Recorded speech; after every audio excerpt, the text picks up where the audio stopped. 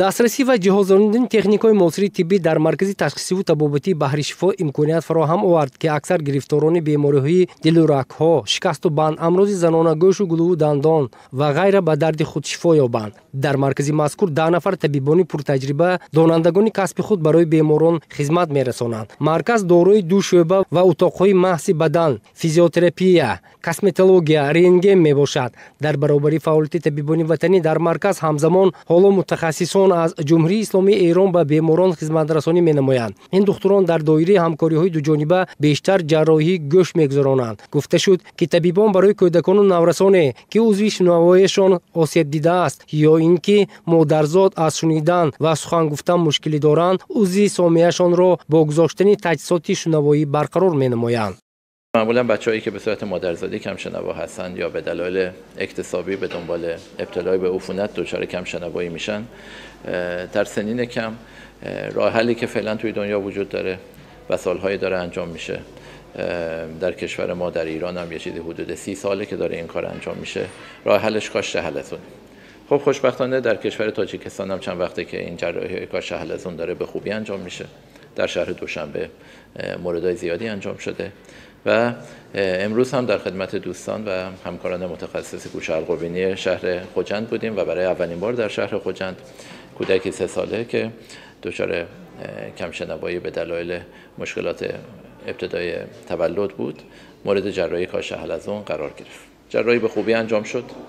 خوشبختانه همه اون استانداردهایی رو که باید رعایت بکنیم برای جراحی کاشت حلزون موفق به خوبی انجام شد. таҷрибаҳо собит намудааст, ки гирифторони чунин беморӣ бо гузарондани ҷарроҳӣ ва кӯмаки табибон саломатии худро барқарор менамоянд. Табибони эронӣ дар суҳбат иброз доштанд, ки баъди ҷарроҳӣ ва таҳти назорат қарор гирифтан нафарони корафтода ба кӯмаки табибони логопед ниёз доранд. Танҳо бо гузашти вақт ва машқҳои махсуси нутқӣ мушкили кӯдакон аз лиҳози нутқ шифо меёбад ва онҳо бедушворӣ ба кӯдакистон ва мактаб таҳсил менамоянд. هر وقت که کودکی رو دیدن که کم شنوایی داره، بهتره که هرچه سریعتر مراجعه بکنن به این مرکز، به مرکز کلینیک بحر شفا که سنجش های اولیه انجام بشه، چون هرچه سن پایین تر باشه این جراحی نتایج خیلی بهتری خواهد داشت و هرچه زودتر که مراجعه بکنن این در واقع سنجش های اولیه انجام بشه. اگر کودک بتونه با سمعک یعنی پس شنواییش در حدی باشه که با سمعک بشود بهش کمک کرد، بهترین کار اینه که با سمعک ادامه بدیم و اگر که موفق نشن با سمعک که جلو برن به نتیجه نرسن، دیگه به عنوان آخرین راه عمل کاشت حلزون هست که هرچه سن پایینتر انجام بشه بهتر هست و ما خوشبختیم که این کودک به موقع مراجعه کرد، دوره سمعکش رو، دوره استفاده از سمعک رو گذراند، ولی چون با سمعک نتیجه زیادی نگرفت دیگه برای ایشون عمل کاشت حلزون انجام دادیم. عملش خیلی خوب بود و حالا تازه این کودک بعد از عمل باید حداقل 1 سال تا 1 سال و نیم کلاس های لگپد یا همون گفتار درمانی رو بگذرونه. ما با این جراحی شنوایی رو از 0% به 100% میرسانیم. اما اینکه زبان چقدر پیشروی میکند وابسته به عواملی مثل نرو، وضعیت مغز بیمار، وضعیت حرکتی بیمار، پیگیری هایی که خانواده بعد از جراحی دارن، مثلا استفاده از گفتار درمانگر، لگپد، اینها بسیار ضروری هست. اگر همه اینها به خوبی پیش برود ما میتونیم بگیم 100% کودک میتونه به یک مکتب معمولی بره با دیگر کودک ها به صورت معمولی مثل دیگر کودک ها گپ بزنه، اگر پیگیری ها و حرکت خانواده در واقع خوب باشه. علاوه بر این در مرکز همچنین طبیبانی جراحی دل عملیات‌های گوناگونی جراحی می‌گذرانند که بعد چنین عملیات‌ها بیماران شفای کامل می‌یابند. طبیبان در خارج کشور تجربه اندوخته برای گذراندن عملیات‌های پیشرفته طبی ملکه کسبی دارند. در شعبه ما عملیات‌های تشخیص کرونوگرافیا، عملیات‌های استنت گذاری به شریان‌های کرونری، به شریان‌های کاروتیدی، عملیات ایمپلانتاسیون کاردیواستیمولاتورها براه مانده شده است. ما در این بخش یعنی همه روزه 24 ساعته فعالیت میکنیم.